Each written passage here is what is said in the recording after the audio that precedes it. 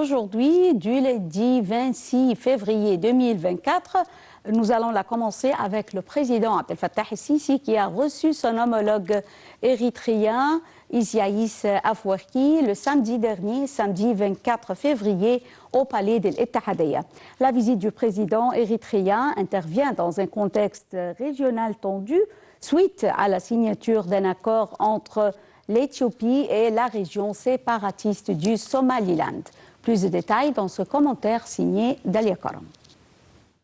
Le président Abdel Fattah el-Sisi a reçu son homologue érythréen Isaias Afwerki samedi 24 février au palais présidentiel où ils ont discuté de la situation dans la Corne de l'Afrique, notamment après la récente tension entre la Somalie et l'Éthiopie, après son accord avec la région séparatiste du Somaliland, en vertu duquel Addis Abeba aura accès à 20 km des côtes de la région séparatiste pour une durée de 50 ans. Les deux dirigeants ont discuté des développements dans la Corne de l'Afrique. Ils ont convenu de l'importance de respecter la souveraineté de l'État somalien, de le soutenir dans le rejet de toute mesure susceptible de diminuer cette souveraineté, ainsi que de l'importance de poursuivre le travail conjoint entre l'Égypte et l'Érythrée. Les discussions entre les deux dirigeants ont également porté sur la grave situation régionale, notamment les derniers développements en mer Rouge, ainsi que la situation dans la bande de Gaza. Selon le porte-parole présidentiel, les deux présidents ont discuté des graves développements sécuritaires qui se produisent dans la région et ont souligné l'importance de la non-expansion du conflit. Ils ont souligné la nécessité de parvenir à un cessez-le-feu immédiat dans la bande de Gaza de manière à ouvrir la voie à un accès humanitaire total et durable dans l'enclave palestinienne et pour ouvrir la voie à une solution à deux États et celle de l'établissement d'un État palestinien indépendant conformément aux normes internationales. Le président el-Sisi et son homologue érythréen ont insisté sur l'importance de poursuivre le travail conjoint entre l'Égypte et l'Érythrée, pays voisins du Soudan, afin de parvenir à des solutions sérieuses à la crise à son 11e mois. La réunion entre le président égyptien et son homologue érythréen, qui entame sa 6e visite en Égypte depuis 2014, a porté sur l'intérêt des deux parties à continuer de développer leurs relations bilatérales étroites dans divers domaines économiques, commerciaux et sécuritaires. Les discussions se sont concentrées sur l'activation des échanges commerciaux entre les deux pays et l'amélioration des flux d'investissement en soutenant la présence des entreprises égyptiennes au marché érythréen dans des secteurs d'intérêt et de priorité pour les deux parties dans lesquels les entreprises égyptiennes disposent d'avantages comparatifs et d'une expérience accumulée. En janvier, l'Éthiopie. Et passons au projet de Ras El Hekma qui est le plus grand accord d'investissement direct étranger que l'Égypte ait connu au cours de son histoire. En quoi consiste ce projet prometteur? Que rapporte-t-il sur le plan économique pour le pays? Dalia Karam nous donne plus de détails sur ce projet. Le Premier ministre Mostafa Madbouli a annoncé vendredi 23 février la signature du projet de développement de Ras Al Hekma avec la compagnie émirati Abu Dhabi Developmental Holding Company. Le projet consiste en la création d'une ville futuriste au bord de la côte nord sur la Méditerranée avec un énorme financement qui va accroître le potentiel urbain et touristique de l'Égypte et l'aider à sortir de sa crise économique actuelle. Ras El Hekma est une région côtière d'Égypte localisée à environ 350 km au nord-ouest du Caire. Elle est située dans le gouvernorat de Marsa Matrouh à l'extrémité de la côte nord sur la Méditerranée. Elle renferme des plages qui s'étendent de la région de Daba jusqu'à la ville de Matrouh sur 50 km et qui sont considérées parmi les plus belles du monde grâce au sable jaune doux et aux eaux turquoises d'une beauté époustouflante. Le projet est le plus grand investissement direct dans l'histoire du pays selon le Premier ministre. Il s'étendra sur une superficie de 170,8 millions de mètres carrés, soit plus de 40 600 acres. Pour le mettre en perspective, soit 2,5 fois la superficie de la ville de Nice et un peu moins du quart de Singapour. Le Premier ministre a insisté sur le fait que le projet vise à développer des villes urbaines intelligentes et pas des stations touristiques. Pour desservir cette région, l'État avait déjà établi la route vers la côte nord avec 10 voies dans chaque direction, le train express électrique à grande vitesse de Sorna à Saloum et le projet de Daba pour générer de l'énergie propre à cette région. Abu Dhabi Developmental Holding Company, l'ADQ, va acheter les droits de développement de Ras Al Hikma pour 24 milliards de dollars afin d'en faire l'une des plus grandes villes nouvelles développées par un consortium privé, a annoncé de son côté le fonds souverain d'Abu Dhabi. ADQ créera une société égyptienne par action appelée Ras Al Hikma pour gérer le projet. Les noms des partenaires égyptiens dans ce projet n'ont pas encore été dévoilés par le gouvernement égyptien. Selon la compagnie, les travaux du projet devront commencer en 2025. Le chef du gouvernement a souligné que ce projet ne représente pas une vente d'actifs, mais plutôt un partenariat dans le cadre duquel l'Égypte recevra une partie du montant des investissements au début et un pourcentage des bénéfices au cours du projet. L'Égypte recevra 35 milliards de dollars d'investissements directs étrangers dans 2 mois, dont 24 milliards de dollars seront injectés en liquidité directe, outre 11 milliards de dollars en dépôt émirati chez la Banque centrale d'Égypte. Par ailleurs, l'Égypte aura droit à une part de 35% des bénéfices du projet. Selon le communiqué publié par l'ADQ vendredi 23 février, la compagnie compte investir 150 milliards de dollars tout au long de la mise en œuvre du projet. Le chef du gouvernement prévoit que cet accord, en plus de celui avec le FMI, fournirait à l'État égyptien une quantité suffisante de devises étrangères pour surmonter la crise de devises étrangères dans le pays. Le Premier ministre prévoit que cet accord fournirait à l'État égyptien une quantité suffisante de devises étrangères pour surmonter la pénurie de devises étrangères dans le pays. Le chef de la diplomatie, Samir Choukri, a représenté l'Égypte lors des réunions du G20 mercredi et jeudi dernier au Brésil, à Rio de Janeiro, qui assure la présidence actuelle du G20. Il s'agit de la 4e participation de l'Égypte à ces réunions et en effet, le pays avait déjà participé à 3 reprises en tant qu'invité lors des rencontres en 2016, 2019 et 2023. Le ministre des Affaires étrangères, Samir Choukri, s'est rendu mardi à Rio de Janeiro, au Brésil, pour assister à la réunion des ministres des Affaires étrangères du G20 tenue mercredi et jeudi. Dans des déclarations faites mardi, le porte-parole du ministère des Affaires étrangères a indiqué que la participation de Choukri à la réunion faisait suite à une invitation de la présidence brésilienne du G20 à l'Égypte pour assister aux réunions du groupe au cours de l'année en cours. Il s'agit de la 4e participation de l'Égypte à ces réunions. En effet, le pays avait déjà participé à 3 reprises en tant qu'invité lors des rencontres en 2016, 2019 et 2023. Lors d'une séance de travail, M. Choukri a abordé le rôle joué par le G20 dans la résolution des crises internationales. Il a également participé à une séance sur la réforme de la gouvernance mondiale au cours de laquelle il a affirmé l'importance de réformer la gouvernance internationale pour faire face aux crises géopolitiques et aux priorités du développement durable. Le chef de la diplomatie égyptienne a mis l'accent sur les défis auxquels sont confrontés les pays en développement et qui nécessiteraient une réforme de la gouvernance mondiale pour faire face aux crises géopolitiques et aux priorités du développement durable, au premier rang desquelles la pauvreté.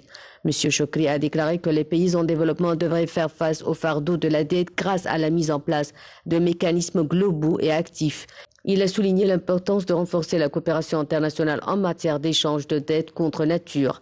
M. Choukri a mis en évidence un certain nombre d'indices inquiétants au niveau du changement climatique et a souligné l'écart croissant dans le financement climatique pour l'adaptation et l'expansion de l'exploration de la production de combustibles fossiles, en particulier le charbon. En marge de la réunion des ministres des Affaires étrangères du G20 à Rio de Janeiro, le ministre a tenu également plusieurs réunions bilatérales avec ses homologues des États membres du G20 et des pays participants aux réunions, entre autres ses homologues turcs et russes. Depuis le mois de novembre, les rebelles Houthis attaquent des navires en mer Rouge et dans le golfe d'Aden. Ces attaques ont découragé les plus grandes compagnies de fret maritimes. Depuis la mi-décembre 2023, les cargos ne passent plus par le canal de Suez, mais par le cap de Bonne-Espérance et l'Égypte, privée de la rente des droits de passage, est finalement la grande victime de cette crise sécuritaire en mer Rouge. Suez, en fonction depuis 1869, rapportait à l'Égypte près de 10 milliards de dollars par an en taxes, en frais de passage, a assuré le président Abdel Fattah al-Sisi lors d'une conférence de presse le 19 février. Des pétroliers, des porte-conteneurs, des cargos remplis de grains, de charbon, tous passent par ce canal pour naviguer plus vite entre l'Europe et l'Asie. Près de 12% du trafic maritime mondial s'y concentre en temps normal. Mais depuis le début de l'année, le canal de Suez rapporte moitié moins à l'Égypte. L'ONU évoque une baisse du volume commercial de 42% en 2 mois. C'est la conséquence des attaques des rebelles Houthis du Yémen soutenus par l'Iran. Ils visent depuis novembre des bateaux avec des drones et des missiles et affirment cibler les navires liés à Israël et à ses soutiens en solidarité avec les Palestiniens de Gaza. La route est devenue dangereuse, les bateaux trop chers à assurer. Les armateurs décident souvent de contourner l'Afrique par le cap de la Bonne-Espérance et se ravitaillent dans des ports comme Dar es Salaam en Tanzanie ou Durban en Afrique du Sud, désormais surchargés. Mais ces détours prennent une dizaine de jours de plus, ce qui signifie aussi plus de dépenses de carburant. Avec un risque, si la situation perdure, prévenait récemment l'OCDE de hausse des prix en bout de chaîne. L'Égypte, privée de la rente des droits de passage, est finalement la grande victime de cette crise sécuritaire en mer Rouge. L'ICF, membre du groupe de la Banque mondiale, reconnaît le Grand Musée égyptien comme le premier musée vert en Afrique et au Moyen-Orient. Dalia Karam et les détails. Décerné lundi 19 février au Grand Musée égyptien la certification EDGE Advanced Green Building, faisant du musée le premier en Afrique et au Moyen-Orient et l'un des rares dans le monde à recevoir cette certification. Soutenu par le secrétaire d'État suisse à l'économie et le gouvernement britannique, la certification EDGE reconnaît la conception et la construction du Grand Musée égyptien économe et respectueuse du climat, ce qui aide le musée à économiser plus de 60% et à réduire la consommation d'eau de 34% par rapport à un bâtiment conventionnel de ce type et de cette taille. Le musée, qui s'étend sur une superficie d'un demi-million de mètres carrés, a pris des mesures de durabilité, notamment un toit réfléchissant, un ombrage extérieur pour le confort thermique, un éclairage économe en ressources et des équipements d'eau, en plus de l'utilisation de compteurs intelligents pour la consommation d'énergie. Ces mesures se traduisent par des économies d'énergie et en retrait de plus de 400 véhicules à essence des rues du Caire pendant un an et par des économies d'eau équivalent à 63,4 millions de litres d'eau du Nil par an. Dr Rania Machot, ministre de la Coopération internationale, a déclaré que le Grand Musée égyptien se présentait comme un brillant exemple d'innovation et de gestion environnementale en tant que bâtiment écologique certifié EDGE. Une récompense soulignant le partenariat fructueux en cours entre l'Égypte et l'IFC dans le cadre du programme d'amélioration des bâtiments verts conforme à l'engagement du pays à promouvoir des infrastructures durables et vertes et reflète le partenariat stratégique entre l'Égypte et la SFI dans divers secteurs du cadre de partenariat pays-Égypte groupe de la Banque mondiale 2023-2027. De son côté, Cheikh Omar Silla, directeur régional d'IFC pour l'Afrique du Nord et la Corne de l'Afrique, a déclaré que le Grand Musée égyptien passe au vert et devient le premier musée certifié EDGE Advanced en Afrique et au Moyen-Orient, ce qui est un puissant témoignage de l'engagement croissant de l'Égypte en faveur du développement durable. Il a ajouté que construire vert est à la fois économe en ressources et rentable et que le moment était venu de construire de manière plus responsable et de soutenir l'Égypte dans son cheminement vers un avenir à plus faible émission de carbone. La certification EDGE Advanced du Grand Musée égyptien fait partie du projet Green Building de l'IFC développé en partenariat avec le Centre national de recherche sur le logement et la construction du gouvernement égyptien pour améliorer l'écosystème des bâtiments écologiques en Égypte et promouvoir la certification de projets de construction favorisant la rentabilité des choix de conception économe en ressources. Le partenariat vise à accroître la sensibilisation du secteur public aux arguments économiques en faveur des bâtiments écologiques certifiés, à développer les compétences nécessaires pour mettre en œuvre des programmes d'incitation écologique et à soutenir le développement local du parc de bâtiments écologiques. Selon Dr Mohamed Massoud, président du Centre national de recherche sur le logement et la construction, le Grand Musée égyptien établit une nouvelle norme en matière de construction durable en Afrique, démontrant le leadership de l'Égypte dans l'adoption de pratiques respectueuses de l'environnement. Ce projet, selon lui, met en valeur le pouvoir de la collaboration entre le gouvernement, les organisations internationales et le secteur privé pour faire progresser les pratiques de construction durable qui profitent à la fois à l'environnement et à l'économie. Un voyage en Égypte démarre ou s'achève ou plutôt souvent au Caire, où les voyageurs peuvent désormais visiter de nouvelles tours de la fabuleuse citadelle du XIIe siècle, la citadelle du Caire, ou appelée également la citadelle de Salah ad-Din ou Saladin. Les détails de cette citadelle avec Dalia Karam. La citadelle du Caire, aussi appelée citadelle de Saladin, a ouvert le 19 février une nouvelle aile abritant 2 tours semi-circulaires, les tours de Ramla et d'Haddad, qui sont donc désormais accessibles au public. Jusqu'alors, cette partie de la forteresse était uniquement utilisée pour des événements privés et pour abriter les casernes de l'armée et de la police. Elles viennent d'être restaurées. Les 2 tours ont été bâties dans les décennies suivant la mort de Salah ad-Din al-Ayyubi, qui avait lancé l'édification de la citadelle par ses successeurs, Sultan al-Adil al-Ayyubi et Sultan al-Nasr Salah ad-Din al-Ayyubi. Les 2 tours sont en forme de cercle construit aux 3/4 et possèdent 2 étages. 12 autres tours sont également dans l'enceinte de la citadelle, mais elles sont enfermées au public. Le ministre du Tourisme, Ahmad Aïssa, a indiqué que l'ouverture de cette section faisait partie d'un plan plus large pour améliorer le tourisme en Égypte. La citadelle du Caire, datant d'environ 1176 après Jésus-Christ, est l'une des plus grandes citadelles du monde. Sa construction a été lancée sous le commandement militaire musulman Salah ad-Din al-Ayyubi, qui a ensuite conquis Jérusalem face aux croisés en 1187 après Jésus-Christ. La forteresse, qui offre une vue panoramique sur le Caire, a été le siège du gouvernement égyptien pendant plus de 700 ans.